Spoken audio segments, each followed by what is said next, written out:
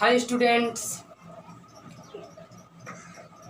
आज हम लोग NCERT 10th क्लास 1.2 के ऊपर चर्चा करेंगे। कल हम लोग 1.2 के लेक्चर 1 देखे थे, जिसमें हम लोग HCF और LCM अभाज्य गुणनखंड विधि से निकालने के लिए देखे। आज हम उसी को लेकर, मतलब उसी बेसिक को लेकर आगे की ओर हम लोग exercise 10th class NCERT mathematics 1.2 को हल करेंगे। ठीक, उसी को लेकर, मतलब लेक्चर 1 को ही मतलब बेसिक समझकर हम लोग 1.2 को सॉल्व करेंगे। तो चलो आते हैं हम लोग एक्सरसाइज पे। एक्सरसाइज 1.2 में बोला है क्या? क्वेश्चन प्रश्न नंबर 1 बोला है। प्रश्न नंबर 1 क्वेश्चन से 1 बोला है, निम्नलिखित संख्याओं को अभाज्य गुणनखंडों के रूप में व्यक्त कीजिए। देखो इधर जो नीचे दिया गया संख्या है उसको अभाज्य के गुणनखंडों के रूप में क्या करना, व्यक्त करना। और कल लेक्चर 1 में यानी पिछले क्लास में हम लोग गुणनखंड के बारे में देखे थे, अभाज्य गुणनखंड के बारे में। और उसी का बेसिक, जैसे पहला जो क्वेश्चन है वो 140 है। कितना है? 1 का 1 जो है वो कितना है? 140 है। 140 का अभाज्य गुणनखंड करते हैं। क्या करते हैं? अभाज्य गुणनखंड। तो इसका अभाज्य गुणनखंड करेंगे 140 का, तब हुआ कितना मतलब लगेगा? 2 70, फिर कितना मतलब है? 2 35, फिर कितना? 5 7, फिर कितना? 7 1। अब यहाँ पर ध्यान दो, क्या बोला था? अभाज्य गुणनखंड विधि से। अभाज्य ना, अभाज्य संख्या पिछला लेक्चर बताए थे कि जो अपने आप से कटे और एक से कटे। तो यहाँ पर देखो तो ये सब का सब अभाज्य गुणनखंड है कि नहीं? प्राइम फैक्टर, ठीक ना? तो 2 ये सब अभाज्य, तो मतलब 140 का अभाज्य गुणनखंड कितना होगा बउआ? 2 के पावर के 1 2 के पावर 2, और 5 कितना है? 1 है, और 7 कितना है? 1 है। बस यही हो गया, बस कुछ है नहीं। ये तो पिछले क्लास में भी हम लोग देखे थे, ठीक ना? तो बस यहाँ पे 140 का अभाज्य गुणनखंड अभाज्य के फॉर्म में करो ना। देखो 2 भी अभाज्य, 5 भी अभाज्य और 7 भी अभाज्य, सबका सब क्या है? अभाज्य। बस पहला प्रश्न है। कोई बड़का चीज था? समझ में आ गया ना? चलो यहाँ देखना, इसी टाइप का 2 है, इसी टाइप का। और पिछला क्लास में भी हम इसके बारे में बहुत चर्चा कर चुके थे, इसलिए हम क्वेश्चन नंबर 2 में भी 156 को वैसा ही करना है, और 38 25 को वैसा ही करना है, मतलब सबको वैसा ही करना है। हम लोग प्रश्न नंबर 2 पे चलते हैं। कितना? प्रश्न नंबर 2 पे चलते हैं। 2 देखो क्या बोला, बाकी 1 2 3 अपने से सब बना लेना, बन जाएगा क्योंकि उतना तो प्रैक्टिस हो चुका है। बोला है पूर्णांकों के निम्नलिखित युग्मों को HCF और LCM ज्ञात कीजिए। इसकी जांच कीजिए कि 2 गुणनखंड संख्याओं का गुणनफल HCF गुणे LCM है। तो 26 और कितना?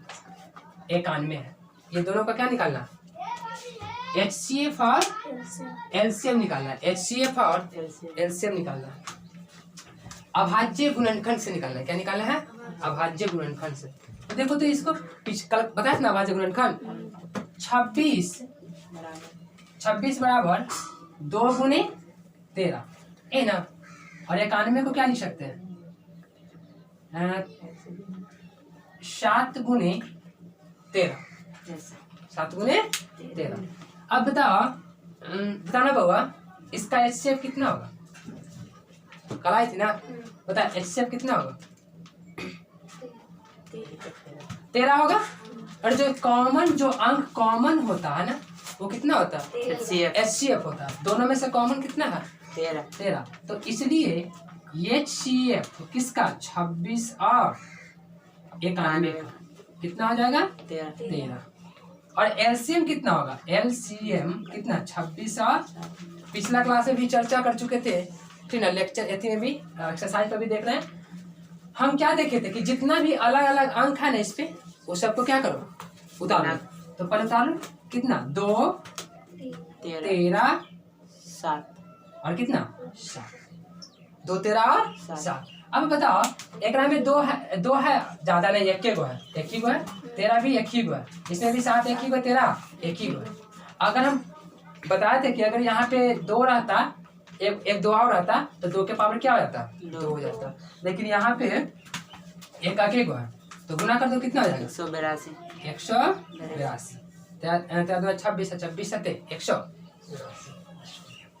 ठीक ना वैसा ही सब अगल का क्वेश्चन से नंबर 2 का 2 भी बन जाएगा 3 भी वैसा ही बन जाएगा पिछला लेक्चर मतलब कि पहले भी इस चीज के बारे में हम लोग चर्चा कर चुके पिछला वीडियो में भी ये चर्चा कर चुके चलो इसको मिटा करते हैं समझ में आ रहा है ना देखना बना कर लाना फिर ठीक ना चलो क्वेश्चन नंबर 3 को देखते हैं क्वेश्चन नंबर 3 देखते हैं 3 में बोला कि अभाज्य गुणनखंड विधि द्वारा निम्नलिखित को HCF और LCM निकाले अच्छा एक बात और क्वेश्चन नंबर जो 2 में बोला है वो बोला कि दोनों को जांच भी करना था क्या करना था जांच तो HCF कितना निकला था HCF कितना निकला था 13 निकला था और LCM कितना निकला था 182 LCM 182 तो पिछला चैप्टर में मतलब पिछला लेक्चर में लेक्चर 1.2 का लेक्चर 1 में भी हम बताए थे कि ये दोनों का गुना मतलब HCF और गुने LCM बराबर दोनों संख्याओं का गुणनफल तो ये दोनों को गुना करो कितना हो जाएगा 182 और 13 कितना हो जाएगा दोनों का गुना करेंगे तो 3 दूना 6 और 24 हाथ में 2 और 3 2 5 2 की 2 और 8 की 8 और 1 की 1 6 और कितना 13 हाथ में 1 2 23 66 और जब हम HCF और LCM किसका निकाले थे 26 और कितना का 91 का हम पिछला लेक्चर में देखे थे कि दोनों संख्याओं का गुणनफल जांच करना हमको HCF और LCM को गुना करेंगे जो HCF आएगा और जो LCM आएगा दोनों को गुना करेंगे ये दोनों संख्याओं के गुणनफल के बराबर जो 26 और 91 को भी गुना करके देखो 26 से 91 को गुना करते हैं हम तो 26 9 6 54 हाथ में 5 और 18 5 23 तो कितना हुआ 6 और 23 देखो तो दोनों का दोनों बराबर आया कि नहीं तो ये जांच हो गया तो यही मतलब क्वेश्चन नंबर 2 में ये चीज को भी कर लेना है दिखा देना है दोनों क्योंकि जांच करने के लिए हमको भी बोला ठीक ना अभी पिछला लेक्चर में इस तरीका से करके हम दिखाए वो किए थे लेक्चर 1 में ठीक ना चलो क्वेश्चन नंबर 3 में देखना क्या बोल रहा है क्वेश्चन नंबर 3 अच्छा 3 में बोला है अभाज्य गुणनखंड विधि द्वारा निम्नलिखित पूर्णांकों के HCF और क्या चीज LCM निकाले HCF और LCM निकाले तो HCF और LCM निकालना है तो कितना है नंबर 1 में 12 15 और 21 ठीक यहाँ दिखना अभाज्य गुणनखंड से हम पहले अभाज्य गुणनखंड करेंगे तो 12 को करेंगे तो कितना 2 गुने 3 3 गुने 5 और 21 को 7 गुने 3 है ना ये सब में देखो तो क्या चीज कॉमन हो रहा है बताओ देखो 3 सब में मिल रहा है कि नहीं 3 सब में मिल रहा है और कोई मिल रहा है नहीं यानी HCF बराबर किसका HCF किसका 12 15 21 का कितना हो जाएगा 3 HCF 12 15 और 21 का कितना हो जाएगा 3 हो जाएगा इसी तरह से हमको LCM निकालना है कुछ निकालना है LCM किसका 12 15 और 21 का तो ध्यान दो, जितना भी अलग अलग चीज इसमें लौक रहा है ना, पहले लिख लो। जितना भी अलग अलग चेहरा लौक रहा है सबको पहले लाओ। तो क्या लौक रहा है हमको? 2 लौक रहा है, 2 के बाद 3 लौक रहा है, फिर क्या लौक रहा है? 5 लौक रहा है, और फिर क्या? 7 लौक रहा है। पावर बाद में देखेंगे, पहले जितना अलग अलग कल आई थी क्लास नहीं आई थी। देखो ना, ये नहीं होता क्लास अब्सेंट करने के बाद यही होता है। अच्छा ठीक ना, यहाँ दिखना पहले जितना भी अलग अलग चेहरा है, ये देखो पहले जितना भी अलग अलग अंक है वो सबको हम क्या करेंगे? उतार देंगे। अब देखो इसमें से 2 का कितना पावर है? 2 है, और बाद में फिर 2 के पावर इसमें 2 है, और यहाँ पे 2 के पावर 3 रहता। तो जो हाईएस्ट वाला रहेगा ना पावर, उसी को लिखते हैं। जैसे 2 के पावर कितना? 2। 2 के पावर कितना लिखा है? 2। अच्छा 3 के पावर इसमें कितना है? 1। इसमें 3 एक सब में एक आके है ना, तो एक आके रह जाएगा। 5 का पावर एक आके है ना, एक ही ना है। और 7 के पावर कितना है? 1। सबको गुना करने पर कितना रहा? 420। 400 2 दूना 4, 4 3 12, 12 25 60, 142। सही है, 442 यानी कि 42 ठीक ना। यही हमारा क्या हो गया? आंसर, मतलब LCM। पिछला क्लास में भी ये हम इस तरीका से बताए थे, इसलिए हम एक एक करके बता रहे हैं। मतलब एक्सरसाइज में से हर क्वेश्चन में से एक को क्वेश्चन बता रहे हैं, ठीक ना। उप क्वेश्चन बता रहे हैं। क्वेश्चन का उप क्वेश्चन होता है, मतलब क्वेश्चन नंबर 1 में कितने उप क्वेश्चन था? देखो 1 2 3 4 5, हाँ 4 को 5 प्रश्न था, उप प्रश्न, ठीक ना। चलो इसको मिटा देते हैं, देख लेना आराम से, ठीक है। कैसे कैसे हुआ चलो देख लेना। ये जो हाईएस्ट वाला रहेगा ना उसको देखना। चलो अब देखेंगे तो इसी तरीके से सब बन जाएगा। 17 23 29 सबका बन जाएगा। क्वेश्चन नंबर 4 भी देखते हैं, ठीक ना, क्योंकि 1 भी जैसे बना था वैसा ही क्या बनेगा? 23 17 23 29 और फिर 3 में है 8 9 25 बन जाएगा ना। हाँ। चलो उसी तरीके से हम क्वेश्चन नंबर 4 देखते हैं। क्या देखते हैं? 4। एक बन जाएगा ना तो उसमें सब बन जाएगा। सबका तो रूल वही है, सबका रूल एक ही है, सबका नियम बनाने का। देखिए एक बन जाएगा तो सब बन जाएगा। और लेक्चर 1 वीडियो जो है उसको देख लो एक बार, क्योंकि मतलब इसी पे चर्चित है ना, इसी पे आधारित है। क्वेश्चन बोल रहा है ना 4 में, प्रश्न नंबर 4 को देखते हैं। 4 में बोला है HCF दिया हुआ हम लोग को। HCF क्या दिया हुआ है? 306 657 क्या कितना दिया हुआ है? 9। LCM कितना दिया हुआ है? 306 और 557 का कितना दे दिया? 657 का, सॉरी 657। यही हमको क्या करना है? निकालना है। क्या हुआ? इधर देख, बहुत अच्छा है, बहुत अच्छा बात है, बहुत अच्छा क्वेश्चन है, ठीक ना। HCF 306 और 657 का 9 है। तो हमको बोल रहा है ना कि इसी दोनों का HCF तो दे दिया, लेकिन क्या निकालो? LCM। हम एक रिलेशन बताए थे पिछले क्लास में, HCF और LCM में एक फॉर्मूले संबंध बताए थे। जैसे क्या होता है? HCF A और B, कोई नंबर है AB, अगुने LCM A और B बराबर A गुने B। मतलब किसी 2 नंबर का, किसी 2 संख्या का HCF और LCM का गुणनफल वो दोनों संख्याओं के गुणनफल के बराबर होता है। जो संख्या को हम क्या निकाल रहे हैं? LCM और HCF निकाल रहे हैं, ठीक ना। तो देखो ये दोनों का HCF दे दिया, ये दोनों का क्या निकालना? क्या निकालना? LCM निकालना। तो हम जानते हैं ना, हम जानते हैं, ये नहीं जानते हम लोग, हम जानते हैं फॉर्मूला। तो HCF कितना का?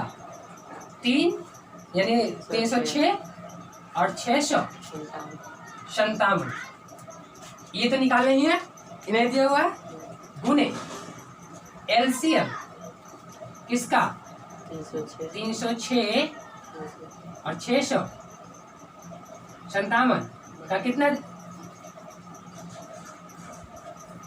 बराबर क्या होगा 306 अगुने 657 है ना होगा।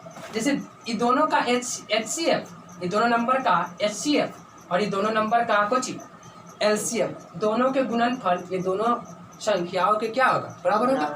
तो HCF तो नहीं दिया हुआ है, तो HCF जैसे का तैसे होगा। HCF नहीं ना है, देखो ना HCF, अच्छा HCF दिया हुआ है, HCF दिया हुआ है, कितना दिया हुआ है 9 दिया हुआ है 9। LCM कितना दिया हुआ है, वो दिया हुआ नहीं है।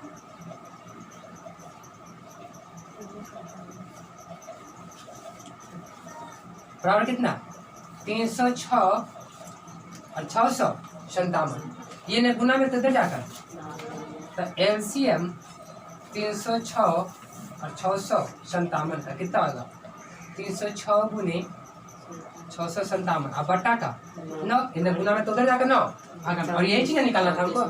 क्या मतलब कटेगा 34 मरतबे में, मतलब 9 से 306 34 मरतबे में कट जाएगा। अब जब गुना करेंगे 34 में 657 में, तो कर लो 34 657 में और 34 में गुना कर लो, 728 हाथ में 2 कितना हो 223 38 है ना। जब हम लोग 34 में और 657 में गुना करेंगे तो कितना आएगा, ठीक ना 22 33 8, ठीक ना, ये कितना यानी 22,338 22,338, तो 22 33 38 मतलब वही हुआ। तू तोड़ कर बोलो, अच्छा तो वैसे समझ रहे बच्चा, ठीक ना। यहाँ पर यही तुम हम लोग का क्या हो गया आंसर, मतलब LCM निकालना था, LCM बस कुछ नहीं था, रिलेशन हम लोग जान रहे थे, फॉर्मूला का जान रहे थे बस, ठीक ना। आगे बढ़े,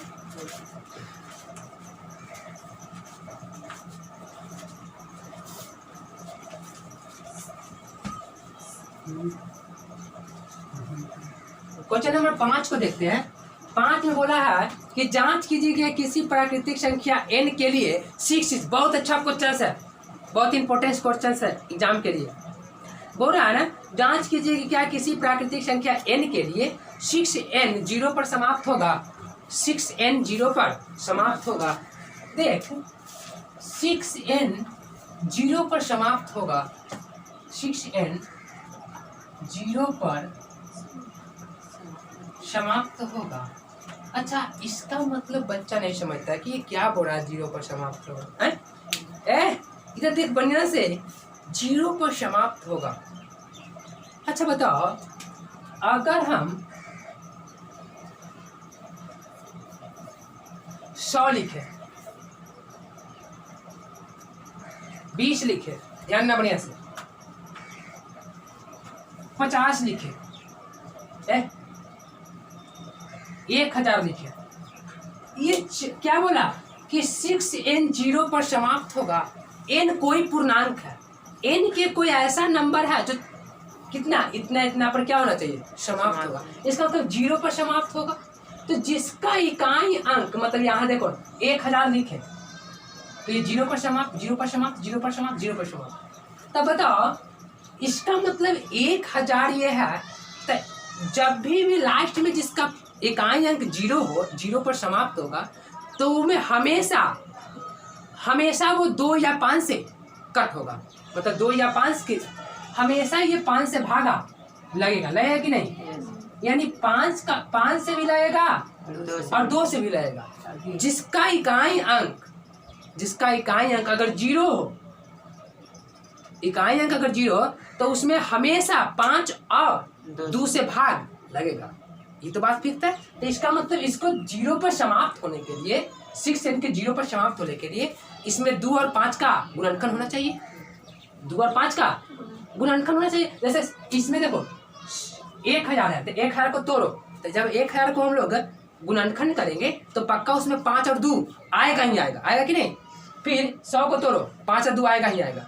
फिर 20 को तोड़ो 5 और 2 आएगा ही आएगा, 50 को तोड़ो 5 और 2 आएगा ही आएगा, हमेशा 5 2 आएगा। इसका मतलब 6n को 0 पर समाप्त होने के लिए उसमें 5 और 2 आना चाहिए। तो देखते हैं आता है कि नहीं, बस यही देखना। बस यहाँ पर देखना, लिखना सिर्फ लैंग्वेज है, लैंग्वेज का यूज करना है। लिखना है इसमें कि 6n को 0 पर समाप्त होने के लिए 6n में 5 और 2 का एक गुणनखंड कोची होना चाहिए, लेकिन होना चाहिए, ठीक ना, होना चाहिए। लेकिन हम लोग 6n में देखते हैं। देखो 6n बराबर, इसको तोड़ेंगे तो क्या होगा, 6n को तोड़ेंगे तब 5 गुने 2 गुने 3 के पावर n हो रहा है, 2 गुने 3 के पावर n। तो देखो हमको 6n 0 पर समाप्त होने के लिए उसमें 5 और 2 का गुणनखंड होना चाहिए, लेकिन इसमें क्या हो रहा, 2 तो आ रहा है लेकिन 5 आ रहा है, 5 होना चाहिए था ना, लेकिन 5 की जगह क्या आ जा रहा, 3 आ रहा है। 5 की जगह कितना आ रहा, 3। इसका मतलब ये 0 पर समाप्त नहीं हो। तो यहाँ पर लिखेंगे होना चाहिए 6n इतना का रूप है, जिसमें 5 का कोई गुणनखंड कोची नहीं है। इसलिए 6n 0 पर समाप्त नहीं होगा। सिंपल सी बात है। 0 पर समाप्त होने के लिए इसमें 0 और 0 पर समाप्त होने के लिए 6n को 2 और 5 इसमें गुणनखंड होना चाहिए, 2 और 5 का गुणनखंड होना चाहिए। लेकिन इसमें जब हम 6n को तोड़े तो 2 गुने 3 आया, 5 की जगह कितना है 3, यानी 5 इसमें नहीं है, इसलिए 0 पर समाप्त नहीं होगा। चलो स्क्रीनशॉट ले लो, बहुत अच्छा क्वेश्चन है, तू लोग का भी बहुत ठीक है। इसको देखना तो स्क्रीनशॉट ले लो या वीडियो ऐसे करके देख लो, ठीक है। तू लोग देखना बाद में ऐसे करना, ठीक है, बाद में बताएंगे। यहाँ पे सिर्फ समझो, ठीक है, यहाँ पे समझ लो, ठीक है। हर बार रूल मेरा चेंज हो जाता है, कभी किस तरीके से करेंगे, कभी किस तरीके से, ठीक है। चलो ये भी समझ में आ ही गया। बस सिंपल सी बात है, कोई भी नंबर है उसको 2 और 0 पर समाप्त होने के लिए 2 और 5 का गुणनखंड होना चाहिए, लेकिन 2 5 का तो नहीं था, इसमें 2 था लेकिन 5 नहीं था, इसलिए 6 की पावर n क्या बोलता, समाप्त नहीं होगा किसी नंबर n के किसी भी पूर्णांक के लिए, ठीक ना। क्वेश्चन नंबर 6 जो है 6 क्या बोला है, बहुत अच्छा क्वेश्चन। देखो बोल रहा है ना 7 गुने 11 गुने 13 प्लस 13 और 7 गुने 6 गुने 5 गुने 4 गुने 3 गुने 2 गुने 1 प्लस 5 ले। बोल रहा है कि 7 गुने 11 गुने 13 प्लस 7 गुने 6 गुने 5 गुने 4 गुने 3 गुने 2 गुने 1 प्लस 5, क्या यह भाज्य संख्या है? भाज्य संख्या है क्यों? अगर है तो क्यों? अच्छा, भाज्य संख्या का मतलब क्या होता है? जिसमें एक के अलावा कोई उभयनिष्ठ गुणनखंड हो। फॉर एग्जाम्पल 5 है, ये 5 भाज्य नहीं है, 5 क्या है? अभाज्य है। 5 क्या है? अभाज्य है। क्यों? क्योंकि इसमें सिर्फ एक ही गुणनखंड है। अगर हम बोल दें कि 10 भाज्य के अभाज्य है भाज्य। तो इसको हम लोग तोड़ेंगे तो 2 गुने 5, देखो तो एक के अलावा आ गया ना। Yes, sir. भाज्य संख्या का मतलब होता है एक के अलावा, मतलब एक के छोड़कर अन्य कोई और उभयनिष्ठ गुणनखंड हो। तो देखो 10 हमारा क्या है? भाज्य है। तो यही बोल रहा है ना कि इतना और इतना भाज्य संख्या है। तो देखते हैं अगर इसमें कोई उभयनिष्ठ गुणनखंड एक के छोड़ाकर आ गया तो समझो कि भाज्य होगा और ये भी भाज्य होगा। तो सिंपल सी बात देखो तो 7 गुने 11 गुने 13 अपलस 13, ये दोनों में से कॉमन 13 हो रहा है कि नहीं? तो बोलो हाँ ना। हाँ सर। तो बोलो ये दोनों में से 13 कॉमन हो रहा है। ये तो फिक्स है कि भाज्य है। अब हम इसको देख लेते हैं। 7 गुने 6 गुने 5 गुने 4 गुने 3 गुने 2 गुने 1 प्लस 5, ये दोनों को देखो तो आराम इधर गया कहीं गलती। अच्छा 5, हाँ ये दोनों में देखो तो 5 कॉमन हो रहा। तो 5 बाहर निकालो तो कितना होता है? 1 गुने 6 गुने 1 गुने 4 गुने 3 गुने 2 गुने 1 प्लस 1, ये ना। देखो तो इसका मतलब कि ये पूरे में 13 कॉमन हो रहा है और ये पूरा में कितना कॉमन हो रहा है? 5। इसका मतलब ये भाज्य संख्या है, क्योंकि भाज्य संख्या में एक के अलावा कोई और आ गया तो भाज्य हो गया। मतलब एक के अलावा 2 3 4 कुछ भी आ जाए तो वो भाज्य संख्या हो जाएगा। इसका मतलब कि भाज्य संख्या है, ठीक ना? क्या बोला है? हाँ भाज्य संख्या है, लिखना। हाँ 7 गुने 11 गुने 13 प्लस 13 और 7 गुने 6 गुने 5 गुने 4 गुने 3 गुने 2 गुने 1 प्लस 5 एक भाज्य संख्या है। बोला है कि क्यों? लिखना क्योंकि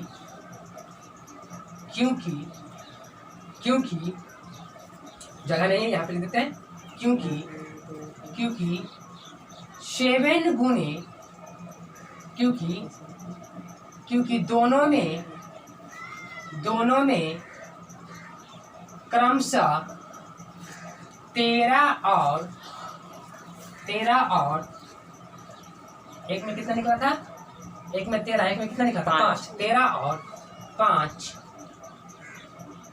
13 और 5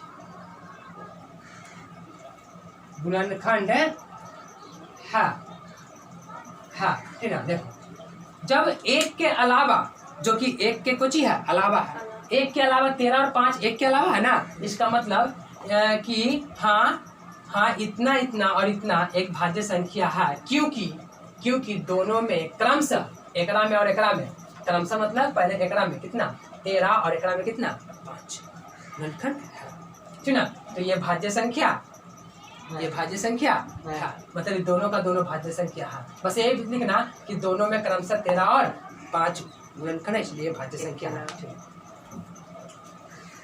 समझ में आ गया बोला कि क्यों भाज्य संख्या हुआ? क्योंकि 13 और 5 था दोनों में। तो 13 5 के अलावा अगर कुछ नहीं होता तो ये भाज्य नहीं होता, ये अभाज्य हो जाता। ये पिछला लेक्चर यानी पिछला क्लास में बोले देते कि सिर्फ जिस संख्या में एक गुणनखंड होता है तो वो अभाज्य संख्या कहलाता है। लेकिन यहाँ पे तो क्या हो गया? क्या कहते हैं? भाज्य संख्या।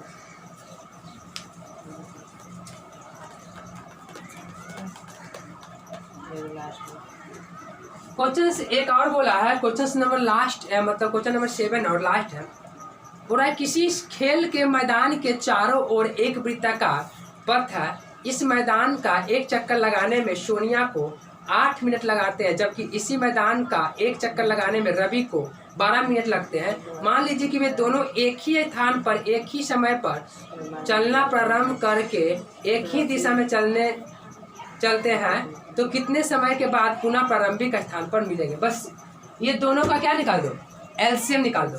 क्योंकि यहाँ से चलना स्टार्ट किया और एक ही समय में, और फिर भी आदमी दोनों एक ही स्थान पे आकर मिल गया।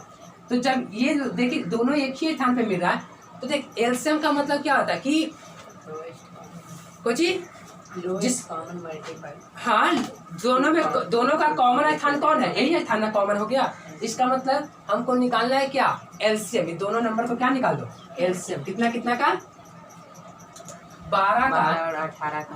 तो 12 का निकालो तो 12 को 12 और कितना का 18 का, 12 और 18 का। तो 12 का निकालो तो 2 गुने 3, 18 का निकालो तो 3 गुने 2 बताओ हमको ऐसे निकालना है एलसीएम किसका, 12 और 18 का। 18 का। तो सबसे पहले जितना अलग अलग चेहरा लग रहा है सबको उतार लो, 2 3 बस 2 3 है ना। Yes, sir. तो एक काम करो, 2 के पावर कितना है 2 और 3 के पावर का कितना 2, यहाँ 2 3 के पावर 2। अगर कहो कि सर 2 के पावर यहाँ 3 होता तो, हाँ तो 3 के पावर 3 होता तो एक 3 और आता, यस सर। एक 3 और आता तो 3 के पावर कितना आता 3। और बाद में यहाँ पे रहता 3, इसमें 3 रहता 3 गो और इसमें 3 रहता 4 गो, इसमें 3 रहता 3 गो, इसमें 3 रहता 4 गो। तो जो सबसे हाईएस्ट जिसमें होता ना पावर उसी का चढ़ जाता। लेकिन यहाँ पे 2 एगो 3 है इसलिए 3 के पावर 2 और 2 के गो है 2 एगो है इसलिए 2 के पावर 2 कितना हो जाएगा 36 2 दूना 4 और 3 3 9 9 कितना हो जाएगा 36 36 हो जाएगा, यस सर। 36 हो जाएगा। नहीं तो सॉल्व बढ़िया से कर लो, 2 दूना 4 और 3 3 9 9 4 36। यानी लिखना है 36 मिनट बाद दोनों मिलेंगे। क्या मिलेंगे, कितने समय बाद पुनः प्रारंभिक स्थान पर मिलेंगे। तो लिखना 36 मिनट बाद दोनों प्रारंभिक स्थान पर मिलेंगे स्थान और मिलेंगे पर सेकंड मिलेंगे ठीक ना।